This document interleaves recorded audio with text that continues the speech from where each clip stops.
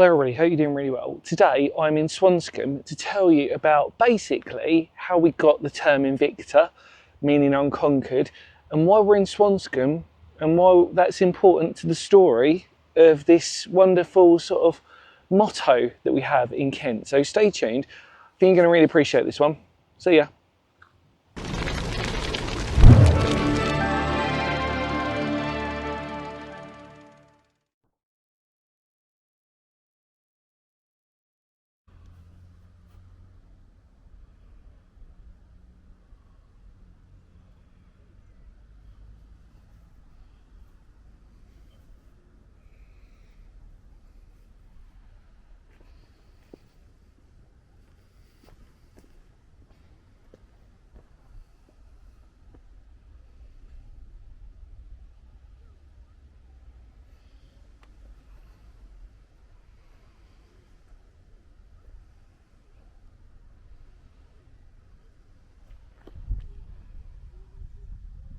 Hello everybody, welcome back to the channel. We are in Swanscombe. We're in Swanscombe Recreation Ground, and it's actually the perfect spot to talk about what we are referring to as the motto of Kent, which is Invicta, meaning unconquered. So how did we come up with that terminology of being unconquered?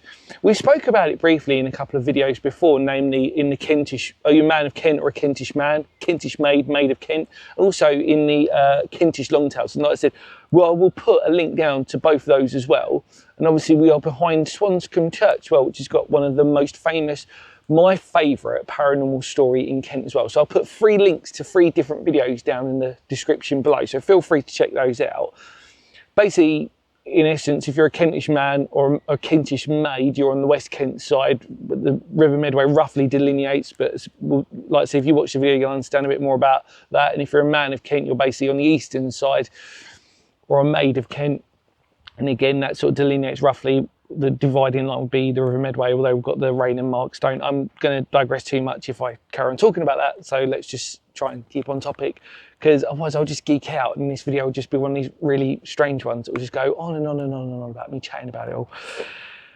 I love Kent. It's where I grew up, it's where I've been born all my life, and like I said, I'm a Kentish man, and I love the idea that I'm that. I love the idea that the folklore and the phraseology and everything else that delineates that as well. And the fact that obviously if you don't know and you are from Kent, then obviously you see that white horse, that infamous or famous, even more, well, I don't know, really infamous, famous, whatever, however popular you decide it wants to be, the white horse with the motto Invicta underneath. And in fact, there is even a school in Maidstone called Invicta.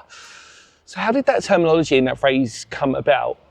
So what we have to do is we have to look back in Norman times, namely the Conquest at 1066, where William the Conqueror, or William Duke of Normandy, as he was referred to at the time, came over. And basically the idea was that the reason why we're doing this video in Swanscombe is because this was roughly where the agreement took place between the Kentish men and the men of Kent. Again, let's just sort of just call them Kent people in general for the terminology of what we're going to do today.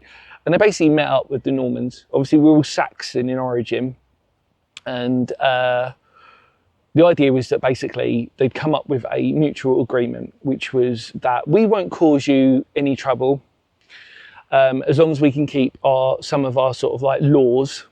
And all the Normans wanted in return was they wanted Dover Castle, because Dover and Dover Castle was and still is one of the most important ports that we have in England.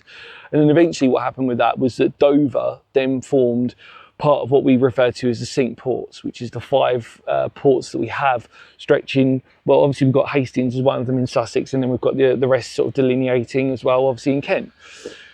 But really Dover was the first most important strategic port that they had, and the Normans obviously took over Dover Castle. So that was basically the trade-off. The idea was that, look, we'll give you, the Saxons were like, we'll give you the Kentish Saxons, will give you Dover Castle as long as you just leave our customs. So where did that go in terms of the historical context? So basically the idea was that that's where the first mention of our motto, Unconquered, came from. The idea that we never really got conquered by the Normans. We were business-like in our approach, with slight threats behind those terminologies as well.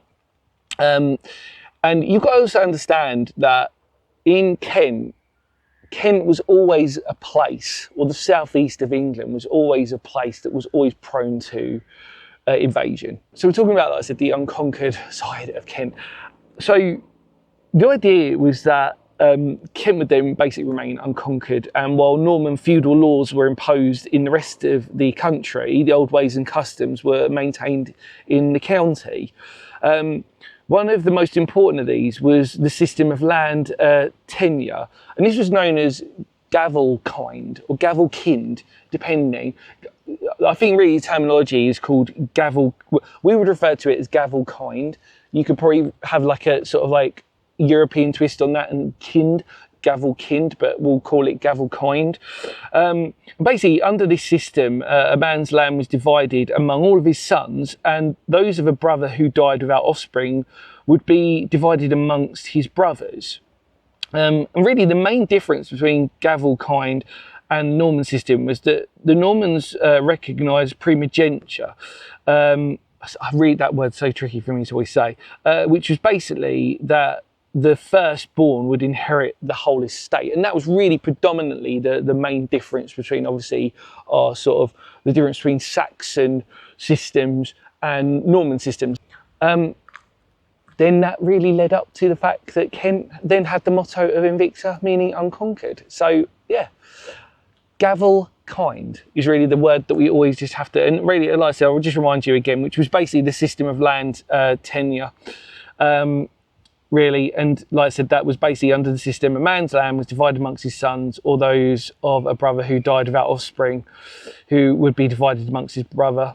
And really the main difference between gavelkind and the Norman system was that the Normans recognised primogeniture, which was that the firstborn would inherit the whole estate.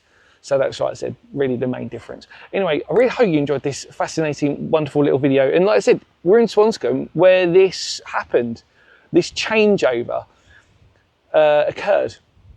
Can you imagine that? Like the sort of Kentish sort of like tribesmen and the armies and their followers meeting up with the Normans and basically saying, look, you know, give us Dover Castle and then you can keep what you want to do, and just, you know, as long as you don't cause us any trouble, we'll be all right with it.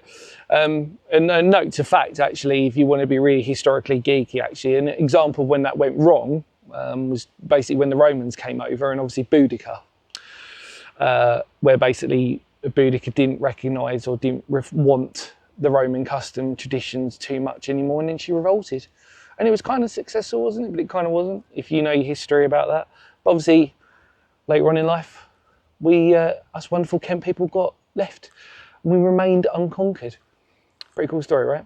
Anyway, any more words of Phoenix history, thank you so much for coming along with me. Really hope you enjoyed that wonderful little story. Take care, everybody. Much love. Please spread the word. The channel goes a really long way, and it really means a lot. It means that I can keep making these wonderful videos and hopefully sharing them with you. Take care, everybody. Ready? Kapow.